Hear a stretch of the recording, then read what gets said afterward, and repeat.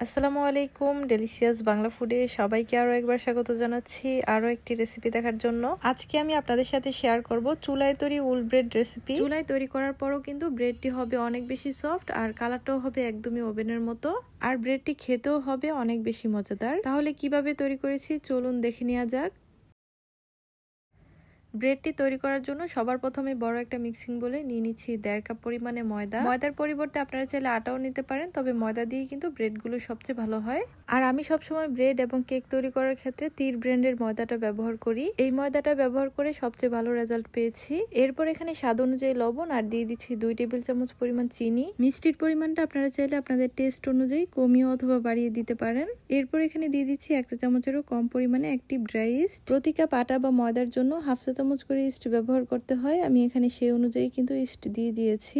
এরপর একটা স্প্যাচুলা দিয়ে সব শুকনো উপকরণগুলো একটুখানি মিশিয়ে নিচ্ছি। মিশানো হয়ে গেলে এবার এখানে নিয়েছি 1/2 কাপ পরিমাণ কুসুম গরম লিকুইড দুধ। আঙুলটা ডুবালে আঙুলটা এর তাপ সহ্য করতে পারবে, ঠিক এরকম কুসুম গরম দুধ নিতে হবে। তো সম্পূর্ণ দুধটাই আমি এখানে ঢেলে দিয়ে দিয়েছি। এরপর স্প্যাচুলাটা দিয়ে ভালো করে মিশিয়ে নিচ্ছি। দুধের পরিবর্তে আপনারা চাইলে এখানে কুসুম গরম পানিও ব্যবহার করতে পারেন, তবে দুধ দিয়ে ব্রেডটা তৈরি করলে ব্রেডটা খেতে বেশি মজার হয়। নর্মালি রুটি পরোটার জন্য আমরা যেরকম ডো তৈরি করে থাকি, এই ডোটা কিন্তু তার চেয়ে একটু নরম হবে। তার জন্য এখানে আমি আরো কিছুটা কুসুম গরম দুধ দিয়ে দিলাম, কারণ এই ডোটা কিন্তু একটু নরম করেই তৈরি করতে হবে। এরপর আবারও ময়দার সঙ্গে দুধটাকে ভালো করে মিশিয়ে নিতে হবে।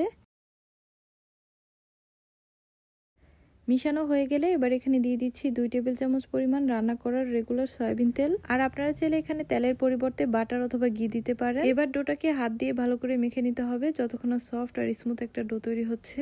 এই ডোটা প্রথম দিকে মাখাতে একটু অসুবিধা হলো, এটা মাখাতে মাখাতে কিন্তু একদমই স্মুথ হয়ে যায়। তারপরও যদি হাতে খুব বেশি লেগে আসে তাহলে আরো কিছুটা তেল অ্যাড করে দিবেন, তাহলে দেখবেন ডোটা আবারও খুব সহজেই মাখিয়ে নেওয়া যাচ্ছে। সময় নিয়ে ডোটাকে আমি ভালো করে মেখে নিয়েছি। এবার এই ডোটাকে আমি একটা গোল বলের শেপ দিয়ে দিচ্ছি। ডোটা যেহেতু অনেক সময় ধরে রেস্টে রেখে দিব, তার জন্য ডোয়ের উপরে সামান্য পরিমাণে তেল মাখিয়ে নিচ্ছি, এতে করে ডোটা ড্রাই হয়ে যাবে না। এবার একটা ঢাকনা দিয়ে ডেকে ডোটাকে গরম কোনো স্থানে রেখে দিব 1 ঘন্টার জন্য। আমি ডোটাকে গরম চুলার পাশে রেখে দিই, আবার মাঝে মাঝে গরম পানির পাত্রের উপরেও ডোটাকে ঢেকে রেখে দেই, এতে করে ডোটা খুব সহজেই ফুলে যায়। ফিরে আসলাম 1 ঘন্টা পর, আর দেখতেই পাচ্ছেন ডোটা কিন্তু একদম ফুলে ডাবল হয়ে গিয়েছে। এবার এই ডো থেকে বাতাসটা বের করে নিয়ে আরো 1 থেকে 1.5 মিনিটের মতো ডোটাকে ভালো করে মেখে নিব, এতে করে ডোটা আরো বেশি স্মুথ হয়ে যাবে।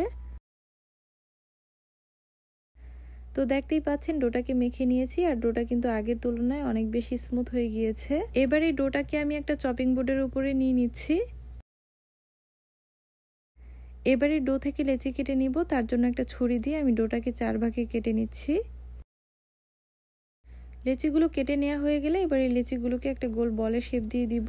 আর এই কাজটা করা কিন্তু একদমই সহজ, জাস্ট উপরের অংশটা টেনে এনে নিচের দিকে সিল করে দিলেই হবে, তাহলেই কিন্তু খুব সুন্দর একটা বলের শেপ হয়ে যাবে। তো একইভাবে সবগুলো লেচি দিয়ে আমি গোল বলের মতো করে তৈরি করে নিয়েছি। লেচিগুলোকে 5 মিনিটের জন্য আমি রেস্টে রেখে দিয়েছিলাম, আর এগুলো কিন্তু আগের তুলনায় একটু ফুলে গিয়েছে, এতে করে বেলতে সুবিধা হবে।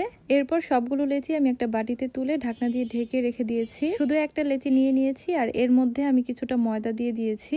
এবার এই লেচিটা দিয়ে ছোট করে একটা রুটি বেলে নিব। রুটিটাকে অনেক বেশি পাতলা বা অনেক বেশি মোটা করে বেলতে হবে না, 1/2 ইঞ্চি পুরুত্ব রেখে ছোট করে একটা রুটি বেলে নিলেই হবে। তো দেখতেই পাচ্ছেন রুটিটাকে আমি ঠিক কতটুকু বেলে নিয়েছি। এবার একটা ছুরি দিয়ে রুটিটাকে নিচ থেকে চিকন চিকন করে কেটে নিব। আর আমি কাজটা কিভাবে করছি আপনারা দেখলেই বুঝতে পারবেন। এটা আসলে কঠিন কোনো কাজ না, একদমই সহজ একটা কাজ। যখন আপনারা নিজেরা বাসায় তৈরি করবেন তখন কিন্তু একাই পারবেন। তো দেখতেই পাচ্ছেন রুটিটাকে আমি একদম চিকন করে কেটে নিয়েছি। এবারে রুটিটাকে ফোল্ড করে নিতে হবে, উপরের অংশটাকে একটু চেপে ফোল্ড করে নিতে হবে। রুটিটা ফোল্ড করে নেওয়ার পর সাইডের অংশটা একটু চেপে সিল করে দিলেই হবে। আপনারা চাইলে সামান্য পরিমাণে পানি দিয়েও এই কাজটা করতে পারেন। তো দেখতেই পাচ্ছেন এটা তৈরি করে নেওয়া হয়ে গিয়েছে। এবার একইভাবে সবগুলো তৈরি করে নিব। পাউরুটিটা বেক করার জন্য এখানে আমি 6 ইঞ্চি সাইজের একটা মোল্ডের মধ্যে সামান্য পরিমাণে তেল নিয়ে মোল্ডের চারপাশে ব্রাশ করে দিচ্ছি। এরপর মোল্ডের মধ্যে তৈরি করে রাখা পাউরুটির স্লাইসগুলো নিয়ে নিচ্ছি। তো দেখতেই পাচ্ছেন সবগুলো নিয়ে নেওয়ার পর এবার এগুলোকে আমি রেস্টে রেখে দিব আধা ঘন্টার জন্য। আর অবশ্যই পাতলা সুতি কাপড় অথবা ঢাকনা দিয়ে ঢেকে রেখে দিতে হবে গরম জায়গায়, তাহলে খুব দ্রুতই ফুলে যাবে। ফিরে আসলাম আধা ঘন্টা পর, আর দেখতেই পাচ্ছেন পুরো মোল্ড কিন্তু ফুলে ভরে গিয়েছে। এবার এখানে একটা ডিমের কুসুম আর 1 টেবিল চামচ দুধ ভালো করে মিশিয়ে নিচ্ছি। যেহেতু পাউরুটিটা চুলায় বেক করব, তার জন্য উপরে খুব সুন্দর একটা কালার আনার জন্য অবশ্যই ডিম আর দুধের মিশ্রণটা ব্রাশ করে নিতে হবে। মিশানো হয়ে গেলে এবার পাউরুটির উপরে ডিম আর দুধের মিশ্রণটা ব্রাশ করে নিতে হবে। সম্পূর্ণ পাউরুটির উপরে ডিম আর দুধের মিশ্রণটা ব্রাশ করে নেওয়ার পর এবার এখানে নিয়েছি কিছু সাদা তিল। এবার তিলগুলো পাউরুটির উপরে ছড়িয়ে দিব। এটা একদমই অপশনাল, তবে দিলে পাউরুটিটা দেখতে ভালো লাগে।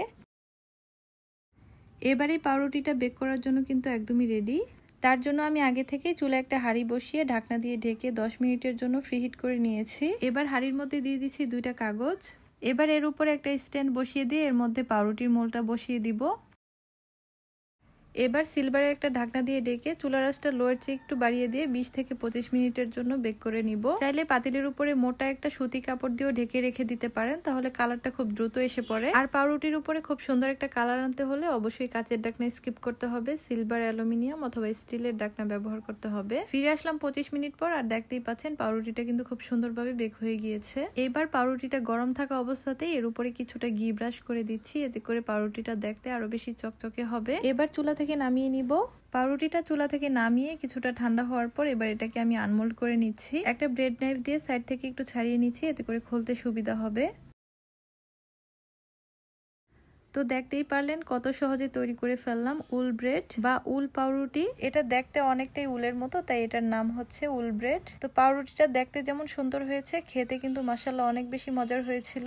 আর এটা কতটা সফট হয়েছে নিশ্চয়ই দেখেই বুঝতে পারছেন। তো আশা করছি আজকের রেসিপিটি আপনাদের কাছে ভালো লেগেছে। ভালো লাগলে অবশ্যই লাইক, কমেন্টস এবং বেশি বেশি শেয়ার করে দিবেন। আর চ্যানেলে নতুন হয়ে থাকলে চ্যানেলটি সাবস্ক্রাইব করে চ্যানেলের সাথেই থাকবেন। তাহলে আজকে এখানেই বিদায় নিচ্ছি। সবাই ভালো থাকবেন, সুস্থ থাকবেন। আল্লাহ হাফেজ।